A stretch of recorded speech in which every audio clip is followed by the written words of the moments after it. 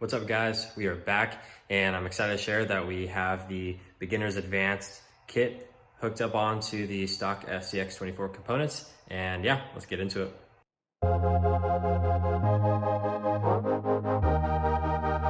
What's up guys? First of all, I just want to say thank you to the new subscribers that we got within the past few weeks, and I want to thank the current subscribers as well for sticking along. And it's been a while since I've released an actual video, and that was just because I've done a lot of tinkering with the build and with editing the components a little bit to make the stock components work on this kit. This is actually the second time I've made this video. The first time was about a few weeks ago, and I was taking apart the SCX24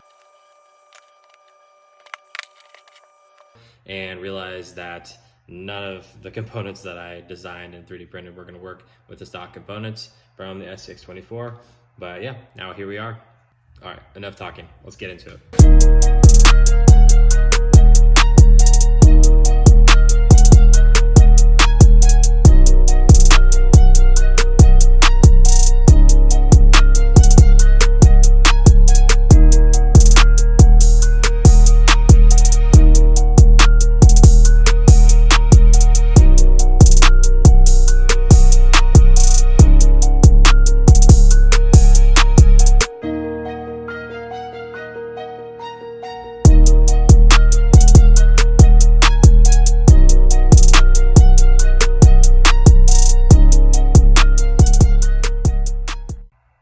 All right guys, this is our Patriot kit, or if you want to call it the Advanced Beginners kit.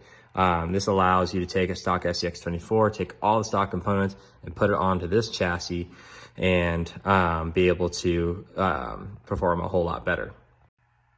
The biggest improvements have been on the links. There's a lot of work put into designing the links, being able to make it work with the drive shafts on here, since they are much shorter than our advanced kit that we have that we've been showing lately through our shorts. Originally, the stock SCX24 comes with an upper wishbone link, and I really wish I videoed this before, but the upper wishbone link was actually rubbing against the front drive shaft. Not sure if you guys have seen this before or not. This is my first SCX24. Just buying it straight out. So this is the first time I've seen that.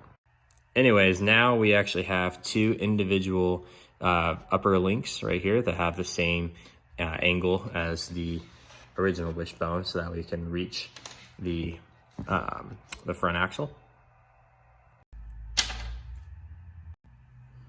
This is the stock skid plate from the SCX24, and it's really small, obviously, and it actually has that little angle in the bottom, so it was always dipping down below. Now we have a completely flat skid plate. Now I know what you're thinking. If you really want to have a really advanced skid plate, it's going to have the angle in the back, so that way you can get over obstacles a lot better. But the whole goal is to be able to perform even better than it used to, but still be able to possibly compete in a class 1, which a class 1 competition usually requires you to have a flat skid plate, depending on what the competition actually is. Now, I've actually never done a competition before. This is literally just from videos that I've seen online, so don't just take my word for it necessarily. Another great part about this build is that most of the weight is in the front, with the battery mounted towards the front, and the weight is really down low with the ESC and the skid plate down below rather than towards the top. Now, I know what you're also possibly thinking is that the battery being up front does have one major drawback. It does not allow the servo to articulate as much, or move around freely, but it still has really good articulation. On that note, there are two big drawbacks with this kit that I am planning on fixing, and one of those is the articulation. Now, if you go ahead and push the rear axle up, it comes down slightly. That's max travel right there, because their shocks are really small and stubby. But the thing though is that these tires or wheels are so light that there's no weight to keep it down when it does articulate. So if we go ahead and raise this up, I don't know if you can see it, it's raising everything, it's not allowing it to, because there's not enough weight to hold it down in the back. So, but if you go ahead and you hold this down and do that, now you have a lot more articulation. And put it back down. So that's the next thing I gotta tackle, is adding more weight towards the wheels without having actual heavier wheels. Now you could go ahead and go get some brass rims like this guy from Endura and throw it on there, and it'd probably perform even better. And you probably would have that articulation problem fixed slightly. But the whole goal is for people to be able to buy this kit as a beginner and not have to go buy a bunch of parts too. This should be a better option if they want to just get started. And if they like it a lot, then they can go ahead and go grab those upgraded parts later on and still use this kit. The other drawback that I'm having right now is that the frame, the width of the frame is actually a little bit wider than the original one. And so because of that, the shocks are cambered. So if you look at it right here, you can kind of see that the shocks are going outward, which makes the tires hit the shocks. So all I gotta really do with that is just bring the width of the frame in, and that'll fix that issue. I don't know if you noticed from the beginning part of the video, but we do have a little spot for the stock body to mount to with the clip as well. You can see right in here, there's this little guy right there. It won't focus. Focus. That's not gonna focus. Anyways, you have this little dowel right there with a little hole in the middle. It allows the clip to go through nice and easily. But you could also tell we have some magnet placements, and that is for the more advanced body.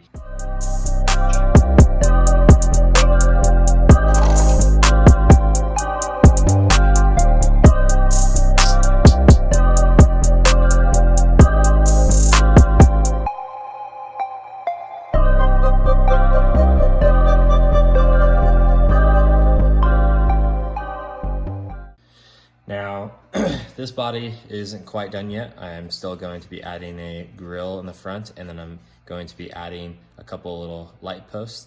The goal with adding some headlights in the front is to be able to use the stock bumper with the lights already attached in there, attached to the frame somewhere in the front, so that way when we're opening and closing this body with the swivel joint in the back, it will perfectly align with these lights to the actual lenses that we're going to put in the front, utilizing all stock components.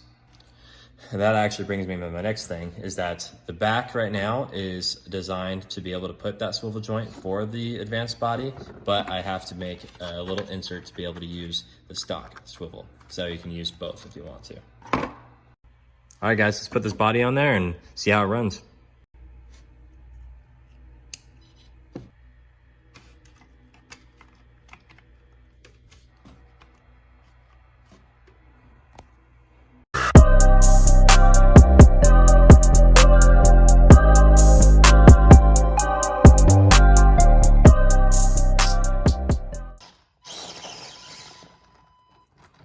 She's falling.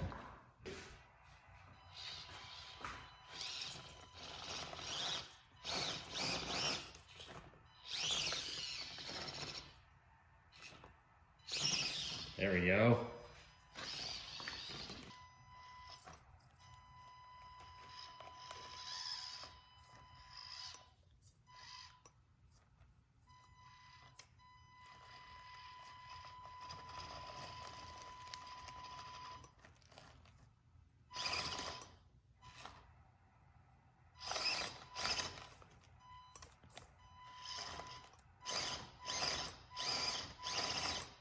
All right.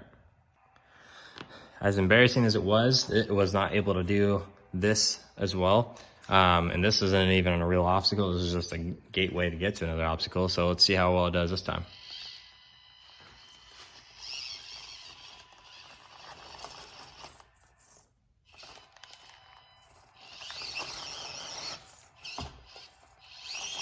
All right, there we go.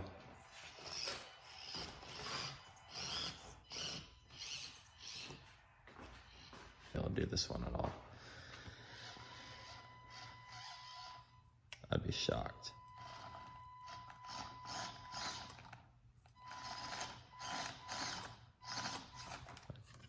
Switch it to 100%.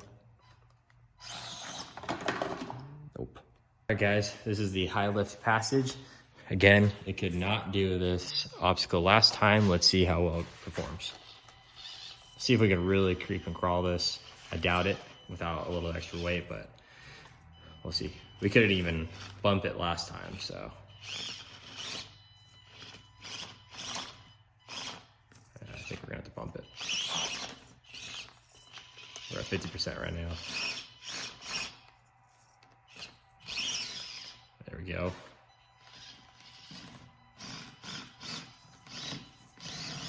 High centered a little bit right there. Just needs a little bit more clearance maybe. I think we can get it to the right side. Oh yeah, we're gonna come off this course right here. Come on, we're right there.